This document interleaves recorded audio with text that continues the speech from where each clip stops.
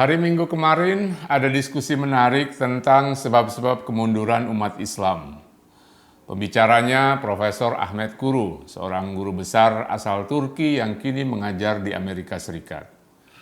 Profesor Kuru adalah penulis buku Islam, Otoritarianisme, dan Ketertinggalan yang sudah diterjemahkan ke dalam berbagai bahasa, termasuk bahasa Indonesia.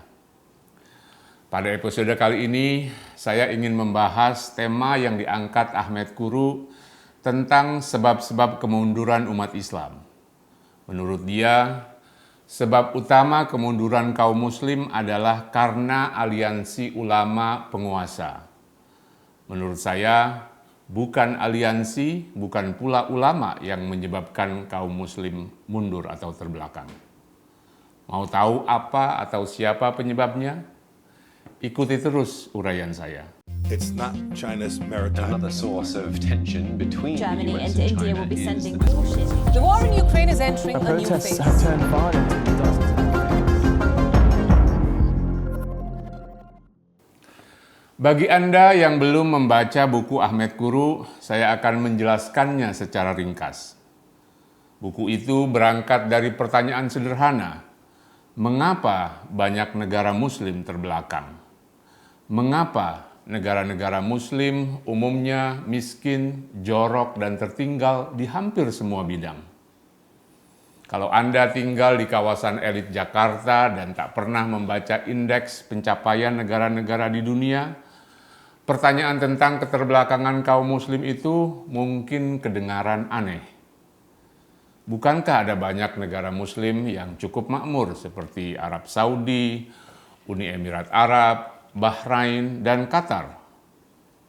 Benar, tapi negara-negara muslim bukan cuma itu. Ada 50 negara berpenduduk mayoritas muslim di dunia ini.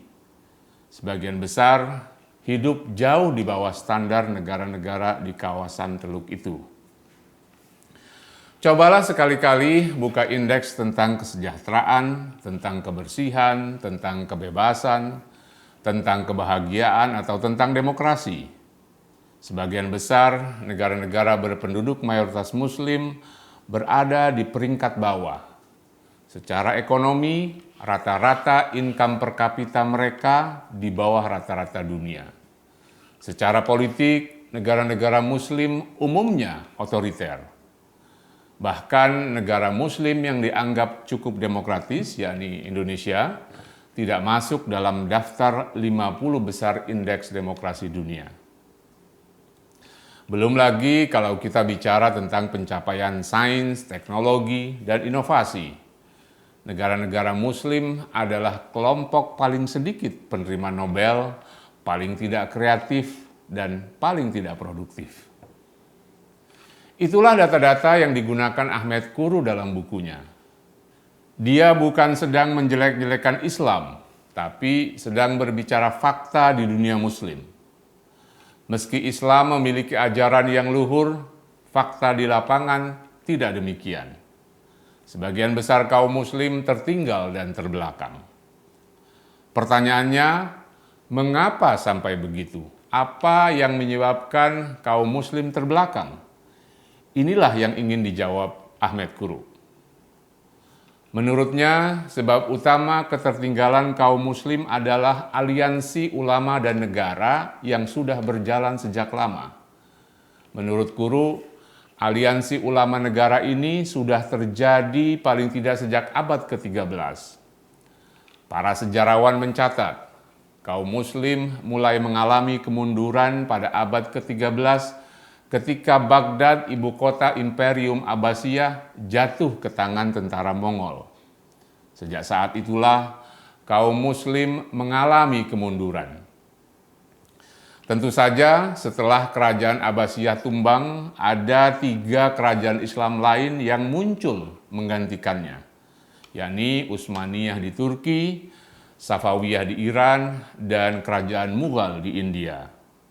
Tapi kerajaan-kerajaan ini hanya unggul di satu bidang saja, yakni militer. Dalam bidang-bidang lain, khususnya produksi pengetahuan, mereka umumnya mandek. Menurut Ahmet Kuru, akibat aliansi ulama dan penguasa, kaum muslim tidak lagi memiliki kebebasan berpikir dan berinovasi. Ulama tidak lagi menjadi kekuatan independen. Mereka digunakan penguasa untuk menekan rakyat.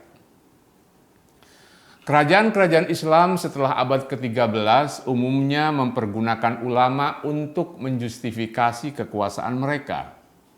Ulama dipakai untuk membenarkan perilaku penguasa.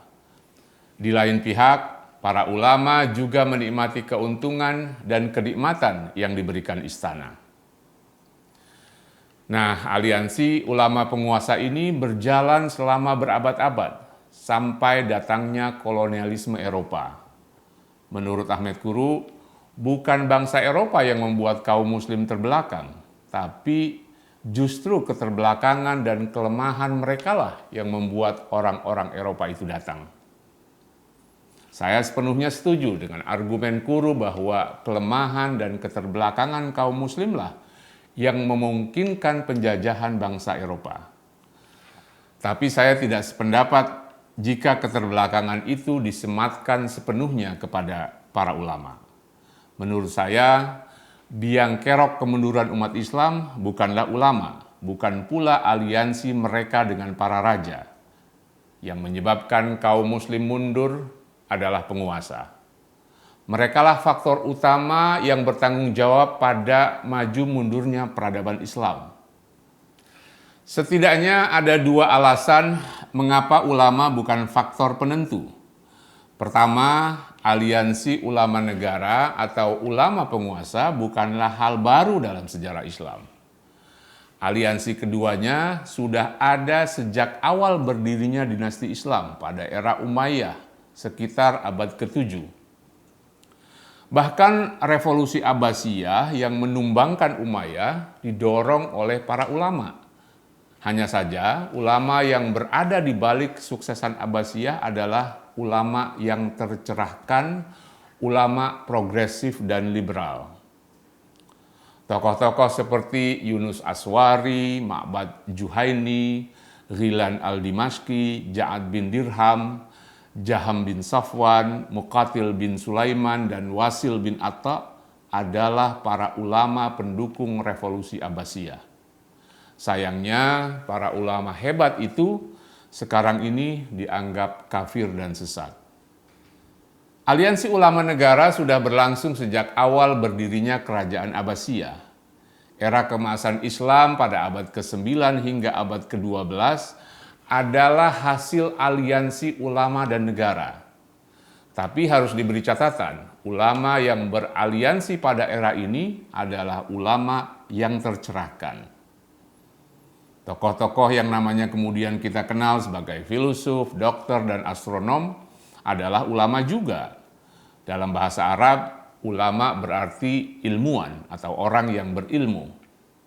Al-Kindi, Al-Farabi, Ibn Sina, dan Al-Mawardi adalah para ulama yang memiliki kontribusi besar bagi perkembangan ilmu pengetahuan. Sebagian mereka beraliansi dengan penguasa, baik sebagai menteri, hakim, dokter, kepala perpustakaan, dan penasehat raja. Alasan kedua, bukan ulama yang memainkan peran penting dalam kemunduran peradaban Islam, tapi penguasa. Sejak dulu, ulama tak punya kekuatan jika tak didukung penguasa. Dalam sejarah Islam, penguasa memainkan peran sentral yang menentukan maju mundurnya suatu peradaban. Raja yang cerdas dan berani seperti Harun al-Rashid dan Al-Ma'mun, keduanya adalah khalifah Abbasiyah, tidak tunduk kepada ulama. Dengan tegas, mereka menangkap dan memenjarakan ulama yang mereka anggap bertentangan dengan visi kerajaan. Kejayaan peradaban Islam di masa silam tidak ditentukan oleh ulama, tapi oleh penguasa despot yang tercerahkan. Istilah kerennya, benevolent atau enlightened despot. Merekalah yang membuat maju mundurnya peradaban Islam, bukan ulama. Menurut saya, ulama berperan sekunder. Peran mereka sangat bergantung pada keputusan penguasa. Jika dibutuhkan, mereka akan dipakai. Jika tidak, mereka akan ditinggalkan. Persoalan utamanya bukanlah aliansi dengan ulama, tapi ulama jenis apa yang mau diajak bekerja sama. Jika ulamanya fanatik dan terbelakang, maka penguasanya akan melahirkan kebijakan-kebijakan yang memundurkan peradaban. Sebaliknya, jika ulamanya tercerahkan, maka kebijakan-kebijakannya akan mendukung kemajuan. Pengalaman di dunia modern memberikan bukti yang cukup jelas. Penguasa yang beraliansi dengan ulama terbelakang, maka negaranya menjadi terbelakang. Arab Saudi contohnya. Sebelum tahun 2016, Arab Saudi beraliansi dengan ulama Wahabi yang fanatik. Perempuan tidak boleh nyetir, pakaian diatur, bioskop dilarang, konser musik diharamkan, dan ilmu pengetahuan dipinggirkan. Tapi sekarang aliansi dengan ulama Wahabi diputus. Hasilnya, Arab Saudi menjalani kehidupan yang lebih beradab. Siapa yang menentukan? Bukan ulama, tapi raja atau penguasa. Dialah yang sepenuhnya menentukan nasib negaranya. Kerajaan Islam di masa silam persis seperti kerajaan Arab Saudi sekarang.